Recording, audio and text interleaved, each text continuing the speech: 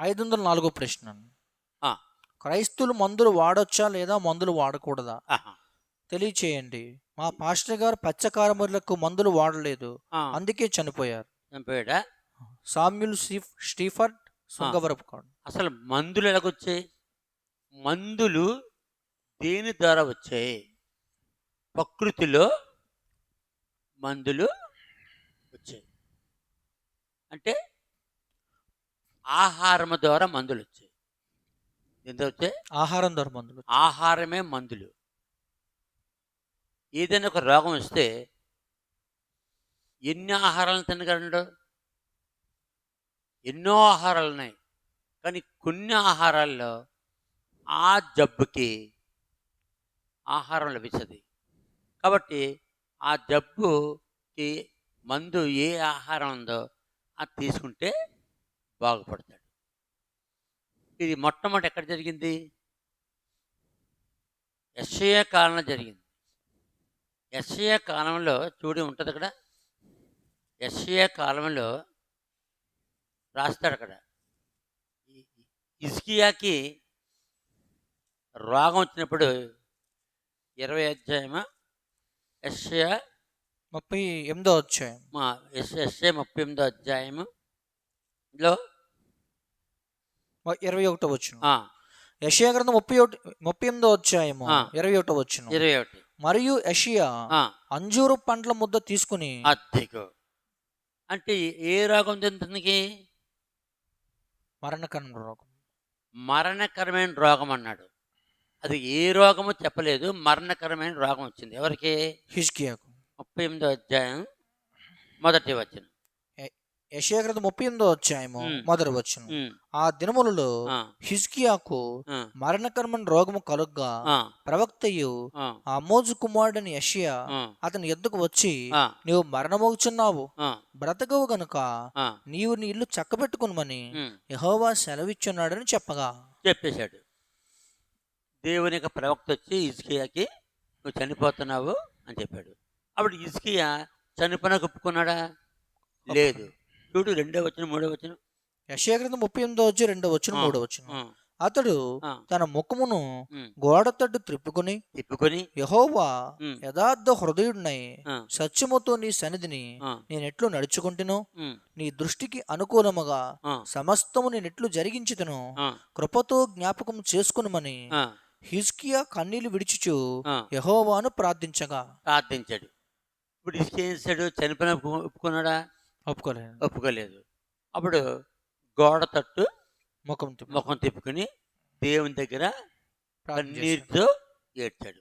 అప్పుడు వెంటనే దేవుడు అతనికి వెంటనే 15 సంవత్సరాల ఆయుస్సు ఇచ్చాను. ఇచ్చాడు. ఇచ్చాడు. 15 సంవత్సరం. 6వ వచనం.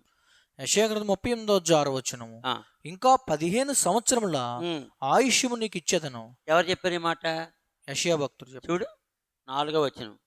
యెషయా గ్రంథం 38 4 వచనం. ఉమ్, యెహోవా వాక్కు ఉమ్, యెషయాకు ప్రత్యక్షమై ప్రత్యక్షమై ఎలాగు సెలవిచ్చాను, ఆ, నీవు తిరిగి ఆ, హిజ్కియా యొద్దకు పోయి పోయి అతనితో ఇట్లనుము, ఉమ్, నీ పితరుడైన దావీదునకు ఉమ్, దేవుడైన యెహోవా ఉమ్, నీకు సెలవిచ్చిందేమనగా, ఆ, నీవు కన్నీళ్లు విడిచుట చూచితిని, చూస్తుంది. నీ ప్రార్థన ఉమ్, నేను అంగీకరించి ఉన్నాను. ఉమ్, ఇంకా 15 సంవత్సరముల ఆయుష్యము ఆ, నీకిచ్చేదను. ఆ, మరియు ఆ, ఈ పట్టణము నేను కాపాడుచు కాపాడొచ్చు. నిన్నును ఈ పట్టణమును ఆ, అష్షూరా చేతిలో పడకుండా ఆ, విడిపించదను. అది.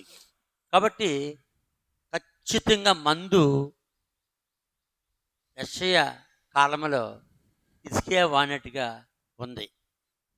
అక్కడ దేవుడు ఇచ్చాడు 15 సంవత్సరాల ఆయుస్సు ఇచ్చాను. అప్పుడు హిజ్కియా ఒక మాట అంటాడు. ఏమని? 7వ వచనం.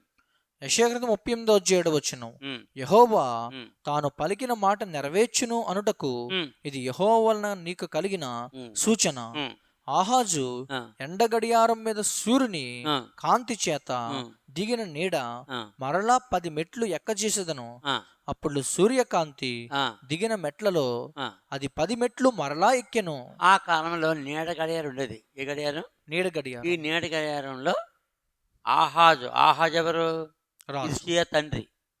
హిజ్కియా తండ్రి ఆహాజు కాలంలో ఏ ఏ గడియారం కనిపెట్టారు? ఎండ నీడ గడియారం. గడియారం, ఎండ గడియారం కనిపెట్టాడు. ఆ ఎండగడియారం యొక్క మరి కాంతి మరి ముందుకెళ్ళిపోయింది. అది వెనక్కి రావాలి. 10 మెట్లు వెనక్కి వస్తుంది. 9వ వచనం. 9వ వచనం. యెషయా గ్రంథం 38వ అధ్యాయం 9వ వచనం. ఆ, యోధారాజుని హిజ్కియా ఉమ్, రోగి అయి ఆ, ఆరోగ్యం పొందిన తర్వాత ఆ. అతడు రచించినది. ఇప్పుడు ఏం పొందాడు? ఆరోగ్యం పొందాడు. ఆరోగ్యం ఎలా వచ్చిందో చూడు. ఇదే 38వ అధ్యాయము 20, 21 వచనాలు. యెషయా గ్రంథం 38వ అధ్యాయము ఆ. 20, 21 వచనాలు. ఆ, మన జీవిత దినములన్నీ ఆ, యెహోవా మందిరములో ఆ. తంతి వాద్యములు వాయింతుము. వాయించము. మరియు యెషయా ఆ, అంజూరపు పండ్ల ముద్ద తీసుకుని ఆ, ఆ పుండుకు కట్టవలను, ఉమ్, అప్పుడు అతడు బాగుపడని చెప్పాను. ఉమ్. మ- కాబట్టి దేవుడే చెప్పాడు మందు ఎవరికి? హిజ్కియాకు, యెషయాకి. యెషయాకు యెషయాకి చెప్పాడు దేవుడు మందు. అంజూరపు పండ్ల ముద్ద తీసుకుని పండ్ల మొత్తం తీసుకెళ్ళి పుండికి రాయి. కట్టవలను. ఆ పుండి మెడ మీద, కాలు మీద, చెయ్యి మీద, నడుము మీద ఎక్కడో తెలియదు. కానీ ఇసుకేకి వచ్చిన రోగం ఏ ఆకు మందు ద్వారా తగ్గుద్ది? అంజూరపు అంజూరపు పండ్ల ముద్ద తీసుకుని పండ్ల ముద్ద తీసుకుని ఆ పుండుకు కట్టవలను, ఆ పుండికి. కట్టవలను. కాబట్టి దేవుని తెలుసు, సృష్టికర్త అయిన దేవుడు ఆదికాండం 1వ అధ్యాయంలో భూమిని పైకి తీసుకొచ్చినప్పుడు అన్ని రకాలైన ఫలవృక్షం, ఫలవృక్షాలు, ఆకులు, కాయలు, పాదులు పెట్టాడు. ఈ వైద్యం మొట్టమొదటి దేవుడు ఎవరు చెప్పాడు? యెషయా కంటే ముందు మొదటి రాజు 4వ అధ్యాయం చెప్పాడు. ఎవరికి? సొలొమోనుకి. సొలొమోనుకి చెప్పాడు దేవుడు వైద్యం. రోగాలకి మందు ఎక్కడుందో మొదటి రాజులు 4వ అధ్యాయములో చూడండి. మొదటి రాజుల 4వ అధ్యాయం 29వ వచనం. ఉమ్, దేవుడు 29. వచనం. దేవుడు దేవుడు జ్ఞానమును ఆ, బుద్ధిని ఆ, వర్ణింప సఖ్యము కాని వివేచన గల ఉమ్, మనస్సును ఉమ్, సొలొమోనుకు దయచేసను. దయచేసెను. గనుక ఆ. సొలొమోనుకు కలిగిన జ్ఞానము సొలొమోనుకు జ్ఞానము తూర్పు దేశస్థుల జ్ఞానం కంటెను, జ్ఞానము కంటెను, ఐగిప్తుల జ్ఞానమంతటి కంటెను జ్ఞానము కంటెను. అధికమై ఉండెను. ఆ, అతడు అతడు సమస్తమైన వారి కంటెను, ఉమ్, ఎజ్రాహీడని యతాను కంటెను, ఆ, మహోలు కుమారులైన హేమాను, ఆ, కల్కోలు, దర్ద అనువారి కంటెను ఆ. జ్ఞానవంతుడి ఉండెను. ఆ, గనుక ఆ, అతని కీర్తి ఆ, చుట్టూనున్న జనములన్నిటిలో వ్యాపితమాయను. ఆ. అతడు అతడు 3000 సామెతలు చెప్పాను, ఆ, 1005 కీర్తనలు రచించాను. 33వ వచనం. 33వ వచనం. ఉమ్, మరియు లెబానోనులో ఉండు ఆ, దేవదారు వృక్షమునే కాని, కానీ గోడలో ముండు ఉమ్, మొలుచు హిస్సోపు మొక్కనే కాని ఉమ్, చెట్లన్నిటిని గూర్చి అతడు వ్రాసెను. రాసిన అంటే ఏ చెట్టు దేనికి పనిచేస్తుంది?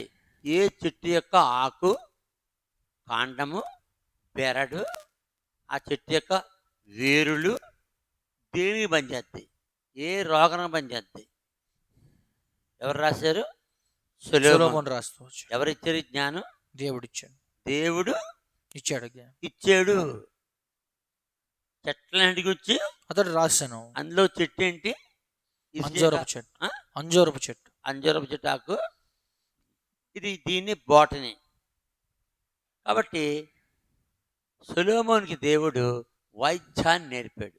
వైద్యాన్ని నేర్పించాడు. ఆ వైద్యంలో మొక్కలు, జంతువులు, కీటకాలు చూడు 34లో ఉంది, లేక 33లోనే మధ్యలో. మొదటి రాజు 4:33. మరియు మృగములు, ఆ, పక్షులు, ఆ, ప్రాకు జంతువులు, ఆ, జలచరములు ఉమ్, అని వాటన్నిటిని గూర్చి ఆ. అతడు వ్రాసాను. అతడు వ్రాసాను. అది రాశాడు. అంటే జంతువులు, పక్షులు, కీటకాలు వాటి యొక్క మరి ఆమ్, శరీరాలు, వాటి కాళ్ళు, ఆ, వాటి యొక్క పరిస్థితి ఏ ఏ రోగాలకు పోతాయి, దాన్ని ఏమన్నాడు? జువాలజీ. జువాలజీ. మొట్టమొదటి అంటే బోటనీ, జువాలజీ. రెండాటిల్లో మనుషులకి ఏ విధంగా రోగాలు బాగవుతాయి రాశాడు. ఇదే ఉపయోగించాడు యెషయా కాలంలో దేవుడు హిజ్కియాకి. ఆ చెట్టు పేరు అంజూరపు చెట్టు. అంజూరపు చెట్టుకి మొత్తం కట్టాడు. కట్టగానే అతను స్వస్థపడ్డాడు, బాగిపోయాడు. కాబట్టి బైబిల్లో దేవుడు సృష్టిలోనే మందులు తయారు చేసి ఉంచి ఆ జ్ఞానాన్ని కూడా ఇచ్చాడు ఆయన. ఉమ్. మరి వేసుకోకపోతే ఏమవుద్ది? ఇప్పుడు రోగం పోవాలంటే 2 రకాలు. దేవుడు ఆజ్ఞాపించే రోగం పోద్ది, అది దైవత్వం. రెండోది ప్రకృతి ద్వారా, మందుల ద్వారా పోద్ది. మరి ఆ పాస్కర్ వేసుకుపోయాడంట, ఏ రోగం వచ్చిందానికి? పచ్చకామర్లకి ఏమైంది? మందు వాడలేదు, చచ్చిపోయాడని ఆయన చెప్తున్నాడు.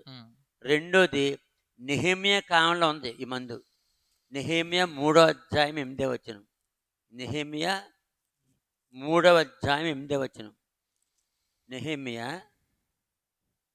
3వ అధ్యాయం 8వ వచనం. నెహెమ్యా గ్రంథం 3వ అధ్యాయం 8వ వచనం. వారిని ఆనుకుని బంగారపు పనివారి సంబంధి అయిన అర్హహ్యా కుమారుడైన ఉజ్జియేలు బాగు చేయబడి ఉండెను. అతని ఆనుకొని ఔషధ జ్ఞానియగు. అదిగో నెహెమ్యా కాలంలో ఏముంది? ఔషధ జ్ఞానియగు హనన్య పని జరుపుచుండెను. నెహెమ్యా కాలంలో కూడా 3వ అధ్యాయం 8వ వచనంలో ఔషధ జ్ఞాని అంటే ఔషధాలు తయారు చేయడం. ఎలా తయారు చేస్తారు? మొక్కలు, ఖనిజాలు. భూమి అన్నిటికీ పనిచేద్ది. భూమిలోంచే మొక్కలు వస్తాయి, భూమిలోంచే చెట్లు వచ్చాయి, భూమిలోంచే జంతువులు పక్షులు సమస్తం వచ్చాయి లేదా? అంటే ఔషధాలు. ఔషధ జ్ఞానియగు హనన్యకి ఏం పేరు? ఔషధ జ్ఞాని. అప్పటికే ఔషధాలు ఉపయోగించారు. ఇదే లోకాసువార్తలో ఉంటుంది. లోక అనే వైద్యుడు. లోక ఎవరు? వైద్యుడు. యేసు ప్రభు కాలంలో లోక ఎవరు? వైద్యుడుగా ఉన్నాడు. చూడు, లోకాను వైద్యుడు. నేను చెప్తాను. కొలసీలు రాస్తుంది. కొలసీలకు 4వ అధ్యాయం అని ఉంటుంది అనుకుంటాను. కొలసీలు రాసిన 4వ అధ్యాయం 14వ వచనం. లోకాను ప్రియుడైన వైద్యుడును. యేసు ప్రభు కాలంలో లోక ఎవరు? ప్రియుడైన వైద్యుడును. అంటే వైద్యం అంతే. బైబిల్లో దేవుడు వైద్యాన్ని పెట్టాడు. అదే ఇప్పుడు ఆపరేషన్ చేస్తున్నారంటే, రోగాలు బాగా చేస్తున్నారంటే ఏ జ్ఞానం అది? దేవుని జ్ఞానం, బైబిల్ జ్ఞానం, దేవునిది. కాబట్టి లోకాను ప్రియుడైన వైద్యుడు 2 Timothy 4:11 వచనంలో. కాబట్టి ఇదే మరి బైబిల్లో పౌలు అంటాడు ఎవరితో? తిమోతితో. తిమోతి 5వ అధ్యాయం 1 తిమోతి 5వ అధ్యాయం 23వ వచనం. 23వ వచనం. 1 తిమోతి 5వ అధ్యాయం 23వ వచనం. ఇక మీదట 5వ అధ్యాయం 23వ వచనం. ఇక మీదట ఎవరంటున్నారు ఈ మాట? పౌలు చెప్తున్నారు. పౌలు అంటున్నాడు ఎవరితోటి? తిమోతితో. తిమోతి. పౌలు ఎవరు? పెద్ద సేవకుడు. తిమోతి అతని ట్రైనింగ్ అయిన చిన్న సేవకుడు. ఈ తిమోతికి మాటికి జబ్బు ఉండేదట, కడుపులో జబ్బు. ఎవరికి? తిమోతికి. చూడు ఏమంటాడు? 1 తిమోతి 5వ అధ్యాయము 23వ వచనం. ఇక మీదట నీళ్ళే త్రాగక నీ కడుపు జబ్బు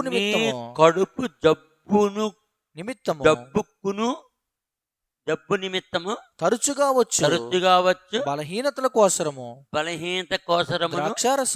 ద్రాక్షారసము కొంచెముగా పుచ్చుకొనుము. అదిగో ద్రాక్షారసం అంటే ఏం చేస్తుంది? రోగాల్ని చేస్తుంది, బాగు చేస్తుంది.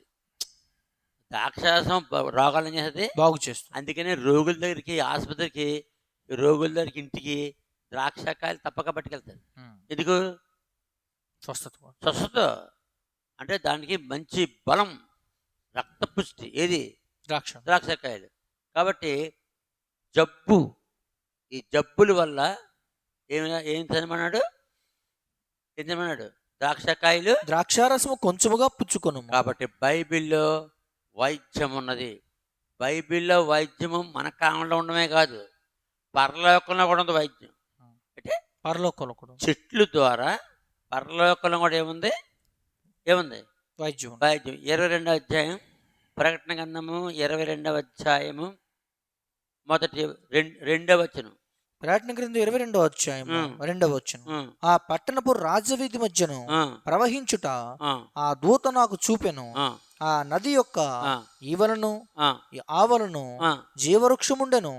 జీవవృక్షం ఉండెను. అది ఆ. నెల నెలకు ఫలించుచు ఆ. 12 కాపులు కాయను. కాపులు కాయును. ఆ వృక్షము ఆ వృక్షం, యొక్క ఆకులు ఆ వృక్షం ఏ వృక్షం? జీవవృక్షం జీవవృక్షం ఆకులు జనములను స్వస్థపరచుటకై జనములను స్వస్థపరచుటకై స్వస్థపరచుటకై వినియోగించును. వినియోగించును. భూమి మీద శరీరానికి రోగం కాదు, ఆత్మ రోగాలు ఉంటాయి. ఏ రోగాలు? ఆత్మరోగం. ఎక్కడ? పరలోక రాజ్యంలో. ఆ ఆత్మ రోగాలు పోవాలంటే ఏం ఉపయోగించాలి? జీవవృక్షము జీవవృక్షం యొక్క ఆకులు. ఆకులు జనములను స్వస్థపరచుటకై జనములను స్వస్థపరచుటకై వినియోగించును. వినియోగించును. యెషయా 33:24. యెషయా 33:24. యెషయా గ్రంథం 33వ అధ్యాయము ఆ. 24వ వచనం. 24వ వచనం. నాకు దేహములో ఆ? నాకు దేహములో నాకు దేహములో బాగులేదని బాగులేదని అందులో ఆ. నివసించు వాడెవడును ఎవడను ఇదిలో పరలోక రాజ్యములో అనడు. అనరు. ఉం, దానిలో నివసించు ఉం, జనుల దోషము ఉం. పరిహరించబడును. అది అంటే అక్కడ పరలోక రాజ్యం తెలిపాడు. ఎక్కడ? ఎక్కడ? యెషయా 33వ అధ్యాయం. యెషయా 33లో 24లో నాకు దేహములో ఆ, బాగులేదని ఆ. అందులో నివసించు వాడెవడును అనడు. ఎందుకు? అక్కడ జీవవృక్ష ఫలం ఉంది కదా, ఉం. దాని ఆకైతే ఏమవుద్ది? స్వస్థం స్వస్థత లభిస్తుంది. వచ్చేస్తుంది. మళ్ళా ప్రకటన గ్రంథము 21:24.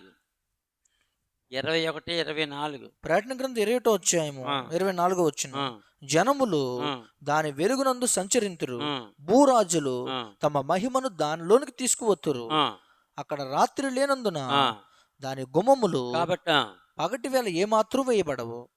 ఎ- ఎ- కాబట్టి చాలా స్పష్టంగా 21:24లో ఈ విషయం కూడా అక్కడ ఏముంది?